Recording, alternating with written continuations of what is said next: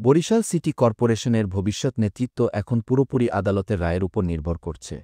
এই মুহূর্তে চরমোনাই পীর সাহেব কোনো মেয়র প্রার্থী না। আদালতই ঠিক করবে তিনি বরিশালের মেয়র হবেন নাকি কাউকে অন্তর্বর্তীকালীন মেয়র হিসেবে দায়িত্ব দেওয়া হবে। গুরুত্বপূর্ণ মুহূর্তে এক পরিকল্পিত নাটকের জন্ম দিয়েছেন এক নারী, যিনি নিজেকে সংবাদকর্মী পরিচয় দিয়ে মিডিয়ায় মিথ্যাচার ছড়াতে শুরু করেছেন।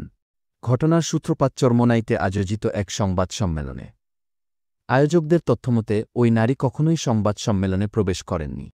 তবে পরবর্তীতে তিনি বিভিন্ন মিডিয়ায় দাবি করেন, আমাকে সংবাদ কভার করতে দেওয়া হয়নি। চরমোনাই পীর আমাকে বাধা দিয়েছেন কি তিনি সাংবাদিক পরিচয়ে নিজেকে তুলে ধরেন, অথচ উপস্থিত সাংবাদিকদের তালিকায় তার নাম। স্থানীয় পর্যবেক্ষক ও সাধারণ জনগণ এই ঘটনাকে দেখছেন একটি স্পষ্ট ষড়যন্ত্র হিসেবে।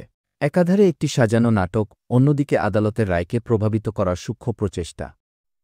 কারণ যদি জনমনে বিভ্রান্তি সৃষ্টি করা যায় যে চরমোনাই পীর সাহেব গণমাধ্যম বিরোধী বা নারী বিদ্বেষী, তবে আদালতের রায়ে তার ভাবমূর্তি ক্ষতিগ্রস্ত হতে পারে, এই আশঙ্কাই মূল।